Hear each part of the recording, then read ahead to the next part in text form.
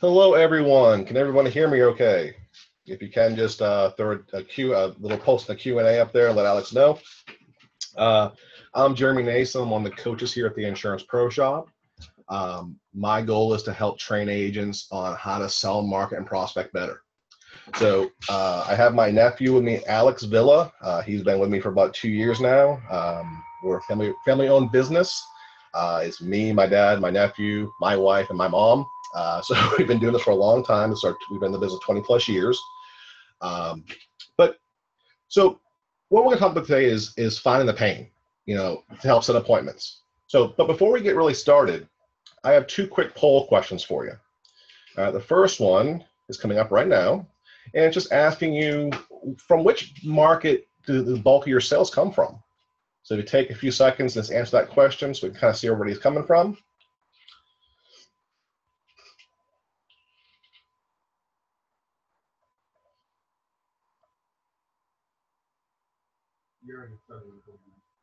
Mm-hmm.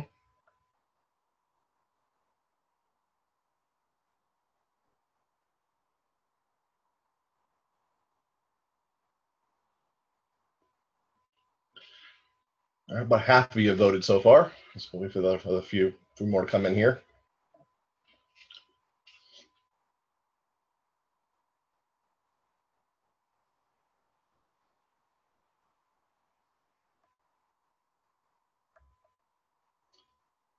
All right, and the results right here. All right, so it looks like the majority of everybody here in the room is in life insurance, and a good bit in the senior markets also. So that's great. So next question 2, how long have you been in the business? This is just to get a feel for the room, so we know experience levels.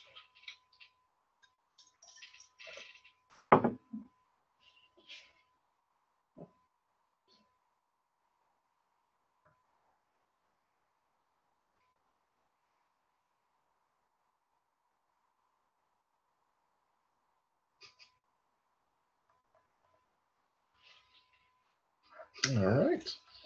And again, we have a great mix of people, a lot of experience levels from less than a year all the way up to 20 plus years. So the guy's been in business 20 plus years. Congratulations. You made it a long time in this business, a very difficult business. I congratulate you for that. And for you guys, stick with it. We're going to teach you some strategies here that are going to help you. All right. So let me exit the polling. All right. So during the next 30 minutes, we're going to teach you some strategies and hopefully educate you on some different strategies that are going to help you, get more appointments. So the first one I want to teach you is how to set appointments 9 out of 10 people you talk to. You have to be efficient in getting appointments. That's job number 1 in this business. We need to know what problems you can solve for your prospects. How do you use questions to help people see and understand the problems they're facing? How to use questions to help prospects answer their own objections, and how to use questions to help prospects close themselves to the appointment. So let me tell you a little about myself and my history. And I'll do this really, really quick, okay?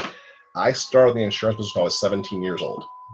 So when I got at 19, I struggled, as do most people, when they first learn, trying to sell product, having no warm market to speak of. As I said before, my dad was some kind of super producing MGA guy. And so I had nobody to really sell but cold people coming in the door. So being I couldn't listen, I struggled the first year. And then I finally, after the year of struggling, a couple of the agents said, listen to your dad, he knows what he's talking about. So I finally begrudgingly asked Dad for help. And when I asked for help, he said, told me one thing. If you ask enough questions, you can set an appointment with anybody you talk to. And me being 19, yeah, right. I've tried asking questions. It doesn't work. I can't get an appointment to save my life. Okay. So during a training session on a late evening one night, where we're doing cold calls, unfortunately, learning the business, me and another agent was sitting in Lou's office, and he came out again and said, if you ask enough questions, you can set an appointment with anybody. We didn't believe him. He was getting, dull looks from me and the other agent. he was getting frustrated. So he decided to take us downstairs to the smoking area, which is down in the parking garage. Hence the parking garage picture on the slide. And a lady walks in off the elevator. And he turns to the lady and asks the question, if you don't mind me asking, do you have a mortgage in your home?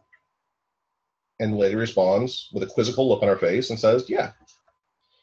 Lou asks, again, if you don't mind, do you have the type of insurance that will pay off your home if something to happen to you? And the lady says, no. Lou asks, how do you feel about that? She said, I've never really thought about it. He asked again, well,